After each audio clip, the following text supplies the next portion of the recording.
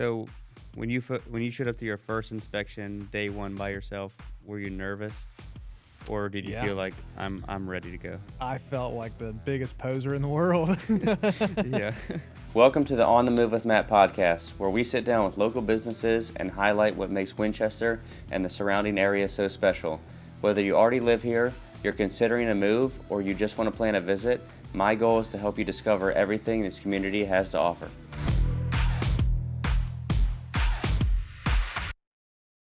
What's going on, guys, and welcome to another episode of the On the Move with Matt podcast. Today, I'm here with Ben Morehead, who is the owner of Old Towne Inspection. So, thanks for coming on today. Happy to So, be here. how did you get to this area? Are you from here? Did you move here? I'm not from here. So I always tell people that love brought me to Winchester. My wife grew up in Stephen City, and whenever we got engaged, she was very adamant that she didn't want to live in Richmond, Virginia. And I was kind of making my way out of there anyway. So Right. Yeah. Virginia is for lovers. So, it is for lovers, but yes. but you are from Virginia. You I just am. In fact, I've relocated here. never lived anywhere other than Virginia. And how did you get into home inspection? Did you just wake up one day and decide to do this, or It was, you could say there's a little bit of that in it. But what I ended up doing, I was in the background screening industry for about a year and a half. I worked in Percival at a desk, and after about a year and a half, I kind of realized that one, that type of job just wasn't doing it for me. But I also kind of saw that like it seemed like it was going to take a lot longer for me to want to get where I wanted to be, with whatever level of responsibility or autonomy, projects, things like that.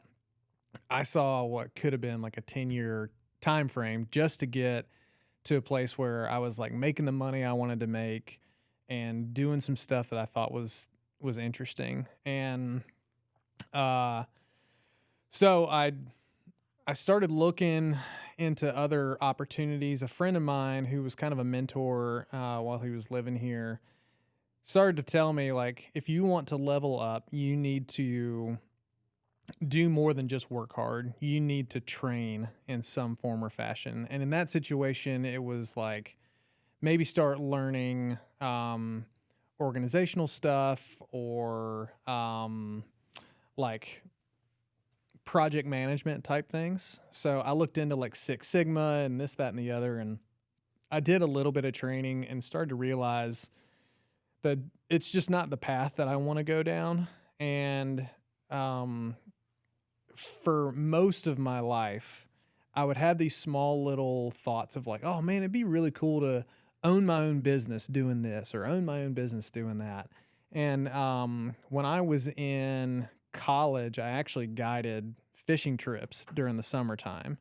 And I did a little bit here up on the Potomac in Charlestown, and that was the idea. I was like, I'm going to okay, start my own fishing guide business. right? And so I looked into it and everything. I was like, man, like I could get the equipment, but then I don't know the water here like I do at home. Right. Yeah. So there's a lot of R&D to figure out, where are the good spots? How can I like actually guide people in a way that they actually catch fish and not just riding a boat with me for half a day or a full day. Right. So we looked into that, and then finally it kind of came to head that that might not be the best first business to start. It's seasonal. It was hard to kind of figure out. Mm. So we asked some questions of people at our church who were real estate agents. One was a mortgage lender, and like, hey, what are the needs in this area? And both of them on the same day said, we need good home inspectors and we need good appraisers. Right. So I looked into both of those, and it kind of looked like to be an appraiser, I was going to have to work for free for 2 years. Yeah. And with the home inspections, I could have my own business up and running in like less than a year. So we thought about it, prayed about it, and we decided on home inspections. And so So you didn't work for anybody else. You just went full force, started your own business. yep, just dove in head first. Did you have to train under somebody or? So in order to get a license in Virginia, you do have to do what are called ride-along inspections. They only require 25 if you have like a certain amount of classroom hours, and then more if you have less, or less ride-alongs if you have more time in the class. There's a weird combination, but essentially what I ended up doing, I found who I call more of my home inspector mentor, guy who's been doing it for 40 years over in Alexandria, and then actually a local guy here offered to do some ride-alongs. So I got all the 25 I was supposed to get, but I kept going and started to really study under this older guy, and he gave me a lot of really good insight and perspective and training. And so there's that where like you can kind of go on your own.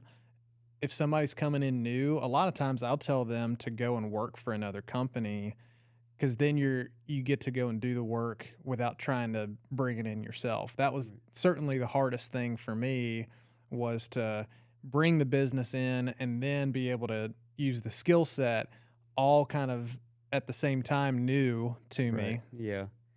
So when you showed up to your first inspection, day one by yourself, were you nervous? Or did you Yeah. feel like I'm ready to go? I felt like the biggest poser in the world. Yeah.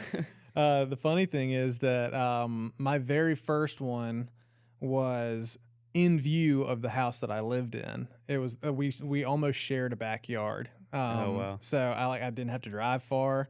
You just walk and- over? Yeah, I could have. I Yeah. just didn't want to carry a ladder that far. Right, yeah. So what types of things are you checking when you go to the home inspection? I mean, you're going on the crawl space, the roof, everything? Yeah. I like to tell folks that I look at all of the major systems. And I've got the same spiel that I say to everybody. So I'll start on the outside, looking at the roof and the exterior, looking for damages, water intrusion issues, safety upgrades, things like that. And then I have a process where I go in and do the kitchen first, and then I'm like main floor, then I do the basement, then I do the second floor, and then I do the attic. And I open up everything that I can without damaging the house, of course. Right. So like the electric panel gets opened up, HVAC covers come off. If there's like a cover over a Whirlpool tub, I'll take that off. And so you can do what's called a non-invasive inspection as a home inspector, meaning that you can't damage anything. Now, if there's a cover that is like supposed to be taken off, you can do that. Right. But I like to look at, all the nooks and crannies and try and figure out, exactly what's going on. I love when there's nothing much going on. Right, yeah. Makes it easier for me, makes it easier for you. But when I see that there's a problem, that's whenever I kind of get a little bit of an investigator, Right. mindset, and I start digging in and looking at things. And that's one of the fun things that I offer, is that I use infrared scanning and things like that to kind of figure out, I see that there's water here. Like, is it active? Is it not? And, you kind of start to answer questions. Right. And what will you say to buyers? I hear buyers say all the time, the house looks in pristine condition, nothing's wrong with it. And I explain to them, we don't know what we can't see. So how do you, Absolutely. how would you explain that to buyers, the importance of what you do? Yeah, I mean, for the longest time, I've used the analogy of buying a car. A lot of people, they'll buy a brand new car off the lot, and you don't have to ask questions because nobody's driven it before. You can assume that there's no issues. If it's a redesign or something like that, you don't even know if there's going to be a warranty in the next 6 months. So it's a little easier to take that and just buy the car. Right. But if somebody else is driven that car before, you don't know how they've taken care of it. You don't know if they did the regular maintenance, which is super important on houses. You don't know if there's been damages and wrecks and this, that, and the other. So you want to have a good mechanic to go through it, check for leaks, check for damages. They're going to run Carfax and all this other kind of stuff to figure out the history of the car. For me, I like to tell people, like, yes, it's a snapshot in time. I can tell you exactly what's going on today. But out of the like 3,000 plus inspections I've done, I can also kind of piece things together as far as like, hey, this looks like it's an old leak. I don't see that it's current. There's no evidence that like there's anything going on. But then there's also the situations where like, hey, there's some termite damage. I can tell you that it's not active, but I can also tell you that a lot of this big piece of wood that's supposed to hold the house up is gone. Right. Yeah. So I'm trying my very best to kind of figure out the story of the house while I'm there for 2 to 3 hours. Right. And a buyer might think, you come up with a long report. They have to realize, like, you work for them. Mm-hmm. They hired you as a third party to come in, so you're there to protect them. Absolutely. And even new builds, would you suggest people get home inspections on new builds? For sure. This is not to knock builders or anything like that. But in the process, things can happen.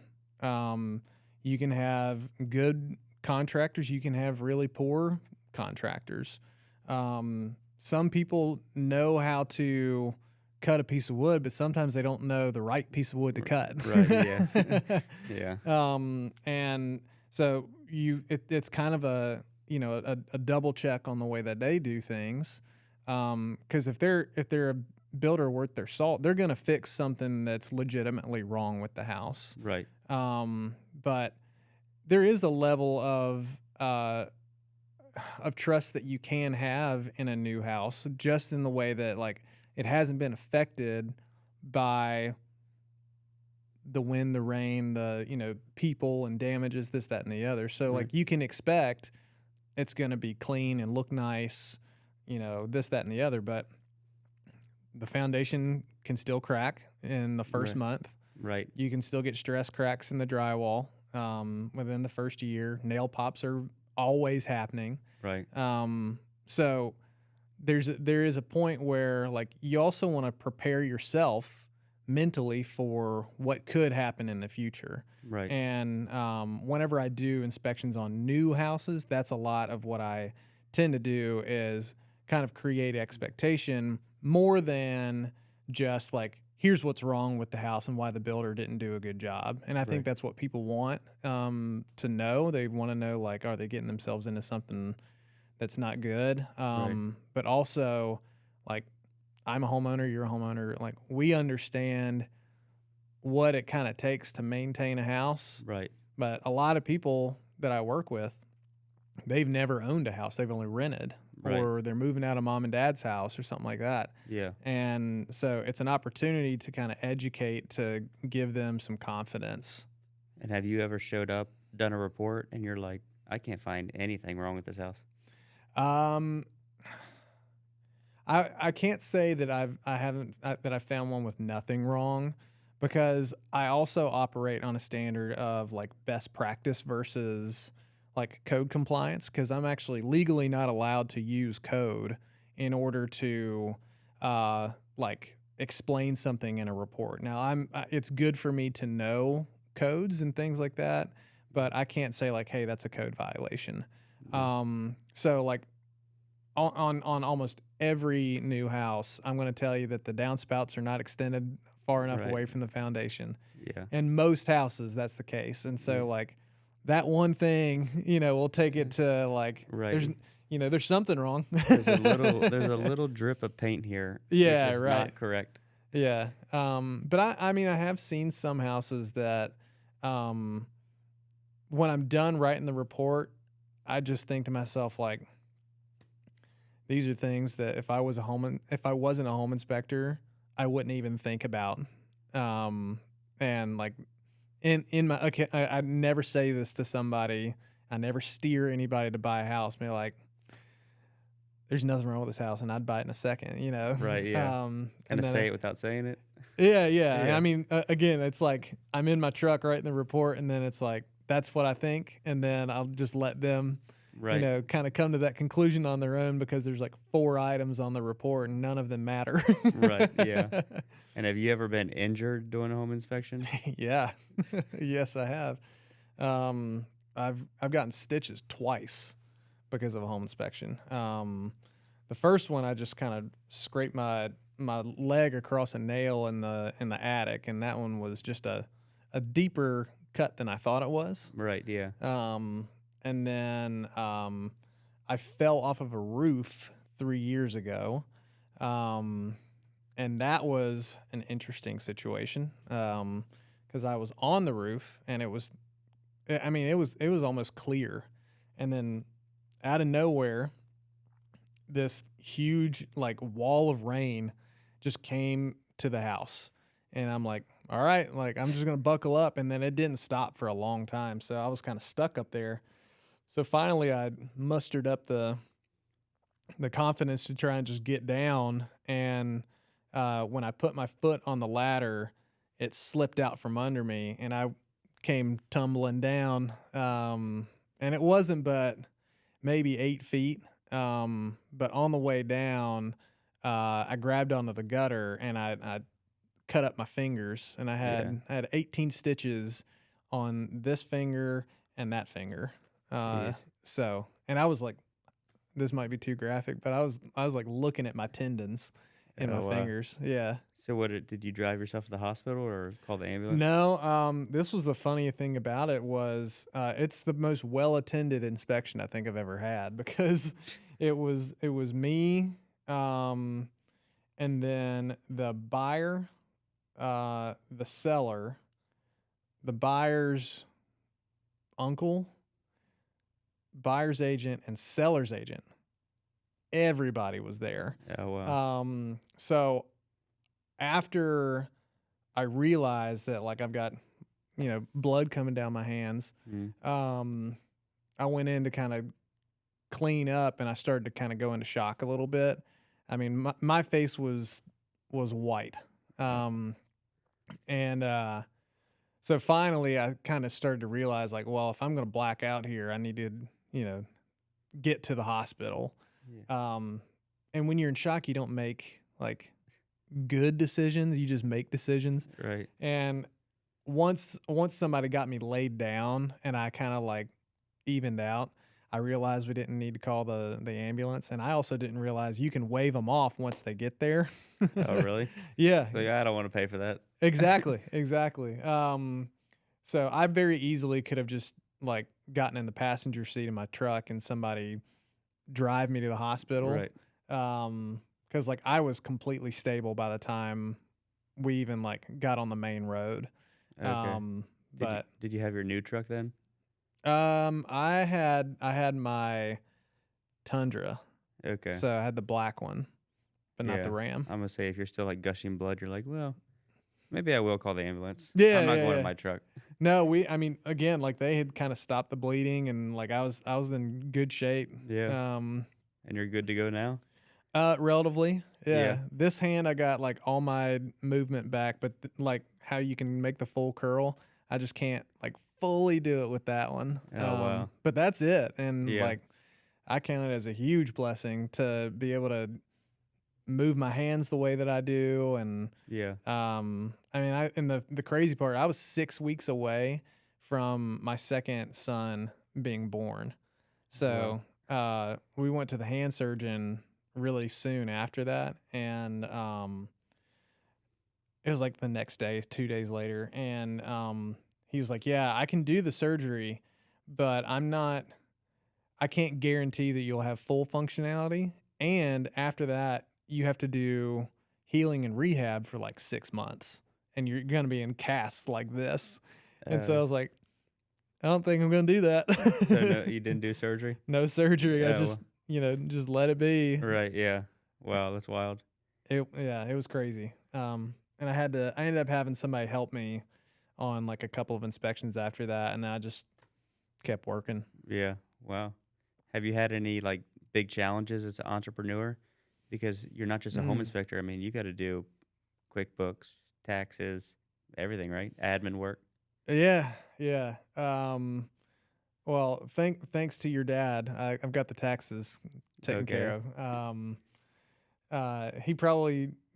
He may or may not enjoy my account. I tend to take a lot of time to answer questions. Yeah. Um, but I will say the biggest challenge um was when I actually tried to grow. I wanted to grow it to a certain size of like actual employees, but also in revenue. And in order to do that, um, I just saw like, okay, I need to hire this position, this position, this position, and I also know that I can't run all this stuff while also doing inspections. So I'm going to put a operations director in place, get him, familiar with the business so that he knows how to run all these different things while I like am a little bit more strategic while also doing inspections. That is not a good place to be whenever you're trying to be the CEO and the guy on the ground. Right. Yeah. And honestly, it's the thing, and you can call it a mistake or you can call it just the normal way of how things go. But like most small businesses, a lot of service folks, your guy in the truck kind of companies, they do that. They're the marketing CEO, this, that, and the other, and they're doing the job, Yeah. and it can really pull you tight. But in my situation, I was trying to move all that off of my own plate. So like I hired that guy, I hired a salesperson, I had a full-time inspector, and I was training two more. Um, all while like trying to keep up with home inspections at the same time. And I Right. didn't have the time to do really any of it and all of it at the Right. same Yeah. time. Hey, it's Matt Kilmer. Yes, the guy you're listening to right now. When I'm not sitting down with local business owners and sharing their stories, I'm helping people buy and sell homes right here in Winchester, Frederick County, and even across state lines into West Virginia. For me, real estate isn't just about transactions, it's about finding the right fit for your life. Whether you're upgrading, downsizing, or even buying your very first home, I'm here to guide you every step of the way. If you're thinking about making a move, pause this episode, send me a quick message, and let's make your next move the right one. You can't work in the business and on the business at the same time. Absolutely. And so, man, I was losing sleep. I was so stressed out about um, what I needed to do just to make payroll. And I had this plan that like we're gonna be operating like kind of in the red for a little bit, while everybody's getting trained. And then, this is the winter time, so it's slow. Like I have the time to train. And then spring market's gonna hit, and then we're gonna go right back into the black, and then we're gonna skyrocket from there because Yeah. everybody's gonna be dialed in. Right. Um, and it just became abundantly clear that like I was not um I was not prepared to to do all of that at the same time, but I wasn't the right person to do all of that. Right. Um in order to rightfully lead a team, you need to have your focus be the team and the people. And my focus was anywhere but that. I had great relationships with folks on the team, but when it came to actual leadership, like I just couldn't do it. Right. And for one reason or another, it's funny, like every person is like, I found this other job that's paying me a little bit more with an established company, or like, this, that, and the other. So like people just kind of Right. made their Dispersed. distance and then, dispersed. And I was left with, like all this stuff that I'd tried to build, and nothing to show for it. Right. I tried hiring again a couple times, and um, those just didn't work out. And after that last hire, I really started to understand the value in simplicity. Um, and I also kind of realized I'm chasing something that is not gonna sustain me. It's not gonna bring me ultimate joy. And if it falters and my identity is wrapped up in what I've built in this company, then like what do I have that I'm actually holding on to? Right. Um, so what I do for like I don't do um New Year's resolutions, but I always choose I always choose a word for the year to kind of theme, and I choose to pray and listen to the Lord for that word. And so um in that moment I had not quite like landed on the word. And in that moment of like, man, like I cannot get this to get off the ground, like something is holding me back, and like I just realized like the word was settled, and I need to do things from a place of being settled in body and mind and settled in my place with the Lord. So if I can't answer those things and come to a place where like I'm not like anxious thinking about it, then I really shouldn't do it. Right. So I made a decision right then and there. I'm not going to hire for the rest of the year. So I went from there to the following year. Decided like I don't think it's quite time to hire. And then a friend of mine got me connected with who is now my part-time inspector. Who's a really great guy, but like he didn't need Yeah. me to like pay his bills for him basically. Right. Yeah. He needed the skill, and he wanted to be able to do it well. But the kind of the pressure was off Right. Yeah. from like needing to feed him like a full schedule. Yeah. But there's so much value in like being settled and thinking of simplicity when it comes to like running the business. Right. And now it's like all of the decisions that I make for my business have to do with like, is it something that is going to steal a lot of time from my family and cause me to be anxious and lose sleep? Right. If it does those two things, there's no way it's happening. Right. But if it's something that I can do that doesn't necessarily take a lot of time, or it's something that like it's a short amount, but there's a lot of upside to it, I can count on what's going on, then it makes a little bit more sense to take the next step on something more. But yeah, I mean, I've learned a lot of really valuable lessons in those big entrepreneurial challenges. Yeah.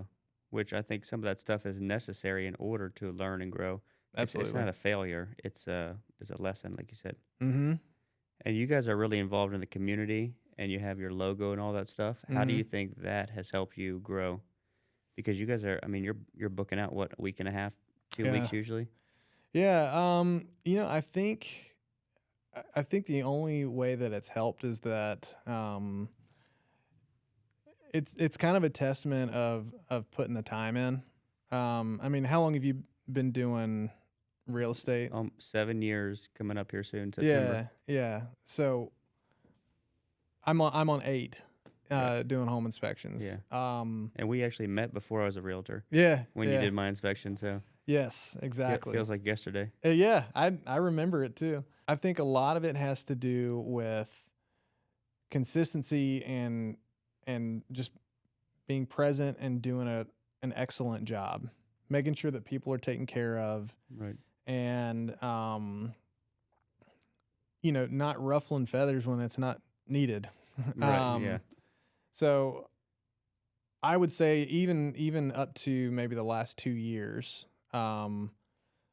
I still kind of felt as though my name and my brand were more or less irrelevant in the area, and most of my contacts were, just with real estate agents, and then it just kind of turned out that once I got a little bit involved in like apple blossom stuff um, and sponsoring things that I believe in, I started to make good contacts, and the reputation of my business has grown as well, just by making sure that I'm treating people right and treating people well. And we also have a really good bank of reviews Right. Yeah. online, and those have been earned for sure. But I mean, now I'm getting calls from people who say like, yeah, my friend told me about how good your home inspection was, and I really want to I want to work with you. Or like, I read your reviews and it said all the things that I was looking Right. for. And Yeah. but I think again, it kind of comes down to like your business will grow whenever you treat people with respect, and you bring in and you do excellent work for them, and you Right. solve their problems. Right. And how did you come up with Old Towne Inspection? Yeah, I wanted to name it something that I felt could be regionally relevant if I decided to expand. Um, and I knew there's Old Town Winchester, there's Old Town Alexandria. There's always like an Old Town something, Right. in certain towns, and so I just felt like it kind of worked. Right. Yeah.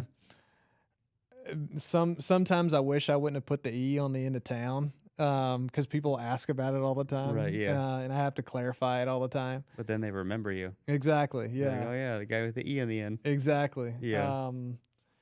It's like, why didn't you put the E at the end of old, or and town? Right. Yeah. So that was the origin of the name. And do you have a 5-year plan, 10-year plan, or right now it's like dial back, spend time with family, keep it simple? Yeah, I'd say it's more on that side. The 5 and 10 year plan is to continue to do excellent work, and if it makes sense to bring somebody on, then I will do so from a settled standpoint. But I'm not choosing to push the gas pedal so much that it breaks what's been built. Right. And that's one thing again that I learned whenever I tried to grow it, is that like the systems and the foundations were not ready for that much turbulence. Right. And so a lot of the businesses that I've seen that have grown, I mean, there's so few that have grown really, really fast and stay successful. Most of them will grow organically, with intention over maybe a slightly longer period of time. So in 5 to 10 years, I'd love to say that I'll have a few more inspectors. But if that doesn't happen, and I've been able to spend time with my family as it's continuing to grow, then that's just as much of a win for me. And how do you do the report so fast? Sometimes I get an inspection from you at 9 a.m. and then before I even get home, I have an email notification, inspection's ready. Mm-hmm. Yeah. Because I've seen inspectors where you might not get them the same day. So how do you do that? Well, so I use a software called Spectora, and the reason we use them is for that very reason. Originally, I was spending 2 to 3 hours writing reports on top of 2 to 3 hours doing the inspection. Right. I'd be up till 1 in the morning, Oh, wow. and luckily that was whenever I didn't have kids. Right. Yeah. A little bit harder now. Yeah, a lot harder now. Well, now you're up at 1 in the morning, but for different reasons. Yes. Yeah. That's just getting old and not being able to sleep. Yeah. Well, I meant the kids crying, but I get you. it's a different podcast. That's a different podcast for a different time. So yeah, that software allows me to do everything I need to do. I can put pictures straight into the report. I can write a narrative about what's in that picture, what I found. I can put video in. I can do everything from my phone on site. And then once I finish the inspection, the report's like 90% done, if not 95, 99% done. And then it's just a matter of making sure all the descriptive information is correct. And then all my narratives don't make me sound like an idiot. Do you have like little templates of things you'll say? Yeah. Yeah. A lot of it is templated. And for like things that I see all the times, like the downspouts, I can just say that, one or more downspouts are extending too Right. close to the foundation. And then sometimes it needs to be a little bit more specific, and I'll write more of a custom narrative to that individual item. Yeah. But it really helps cut down on time. And I've I've been able to do a house that's pretty new or has been well maintained, not a whole lot wrong with it. I can have that report done in 15 minutes after the inspection's over Right. because I'm entering everything in while I'm going. Yeah, and getting that report back is important, especially in a market like today Mm-hmm. where we don't have many days to, figure out if we're moving forward or not, or the Absolutely. buyer doesn't. Yeah, and that's why I guarantee a same day turnaround time on all of my inspection reports. And do you do walk and talk inspections also? I don't. I don't do So I used to do those back in COVID. But then the state of West Virginia actually sent a letter to every home inspector, essentially saying like you can't do that. Like it's not a home inspection because a home inspection requires a report. And so I don't remember the verbiage of the letter, and I don't think they were threatening to like take people's licenses. But I do remember it was like you can't Yeah. do this. And so I kind of assumed that Virginia would follow suit. I haven't seen anything. Right. But my other reason for not doing it is like, yes, you can go through and verbally look at everything and kind of explain things. And I mean, it's like bringing your mechanic uncle to look at your used car that you want to buy. Right, yeah. But it gives you the realtor and them the buyer like almost nothing to stand on. You Right. can't negotiate the price. You can't negotiate fixes. Nothing, because there's nothing written that they can go back and say, okay, like we see that somebody has gone through and looked at this, and now we have something that if the deal falls through, that we now have to disclose. There's a lot of things. The value is in the report. I think sometimes more than like the person doing the inspection, because if you give a great inspection but your report doesn't say very much, Right. you got nothing. So if you do the walk and talk and like they have nothing to physically hold Right. or digitally hold, Yeah. like it's just peace of mind and information, and sometimes that's all people really want, and that's okay. Right. But I would rather work with folks who want to have like a full look at the inspection. I can give them, a lot of time. Whereas if it's the walk and talk, it's gonna get, flexed into something. Right, I'm yeah. not, and however this reflects on me, it may not get my full attention the way that a home inspection with a report would, because my process is based on writing that report, and it kind of triggers my mind to look at this, that, and the other. Right, yeah. But like that general verbal overview, I just don't think brings people enough value for me to offer that Right. as a consistent And, product. and can you explain what radon is? Because everybody wants to know. Yeah, everybody. I'll try and give you the down and dirty on radon. Radon is a gas from radium in the ground. When we stand outside, we're exposed to radon. It's just not concentrated. Yeah. So whenever you test for radon, you're looking for how high is the concentration of radon inside your home.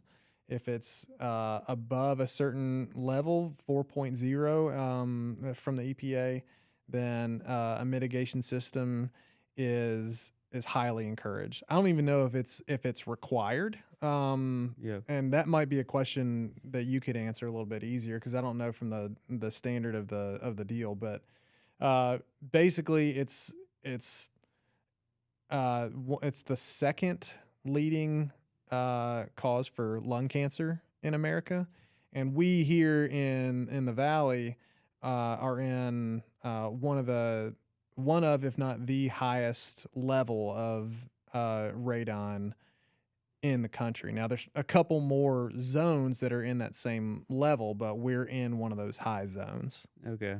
Yeah, because buyers ask all the time, what is radon? I said, well, I can give you my home inspector's number, and he can explain it to you. And they're like, oh, it's probably not a problem in this area. Mm-hmm. And I'm like, well, the home inspector will say, it could be in one house Mm-hmm. and not the neighbor's house. Absolutely. So you don't know. Yeah. It but- depends on what's going on under your house that you're looking at. Right, Yeah. exactly. And what is your guys' mission statement? I know you have a mission statement. Yeah. It is to decide with confidence. So it used to be a little bit longer, which was we educate to alleviate fear. And it was longer than that at one point. Yeah. But we got a lot of feedback that like, don't say fear in your in your lines. So the main thing is that we want to educate folks enough to where they can make an informed decision with confidence, whether they buy a house or they don't buy a house. The value for us is the education piece. And I want somebody who is buying a house, if they decide not to buy a house, that they do so in a way where like, you know what, like I feel good about that. I'm not really scared of this house or anything like that. And sometimes like people, if they see mold anywhere, they're like, we're out. Like Right, yeah. I'm deathly afraid of that. Or like, snakes. Right, yeah. But I'm sure you've encountered that. yes. But I believe there's a lot more value that people can have that is based in education and based in confidence rather than like, oh no, like I feel like this house is going to fall down and I don't want to live in a house like that. Right, yeah. And last question, if there's a pool at a house, is there like certain limits of what you can inspect, what you can't inspect? Absolutely. So that's a whole different like certification. Right. So like basically what I can look at is the deck, whether it's wood or concrete, and the fencing. Anything else from a safety regulation standpoint or an operational standpoint, that is well beyond the purview of a home inspector. But Okay. yeah, We might see you out there in an inner tube floating around and be like, this pool this is great. pool's great. It works. It works great. I feel great. Yeah. Yeah. But yeah, thanks for coming on today. Really appreciate it. If Yeah. somebody wants to get an inspection, should they call your number, go to the website? What's the best way? Happy to answer any phone calls. And then the best thing to do is go to my website, www.oldtowninspection.com, town with an E. And you can check my real-time availability. You can see pricing there. You can see all the services we offer. It's all right there on the website. We put a lot of time and effort into making that a really, really good landing spot. And usually what happens is somebody calls and I'm like in an attic or, in a Right, crawl yeah. space, and I'll be like, hey, yeah, I go to the website anyway,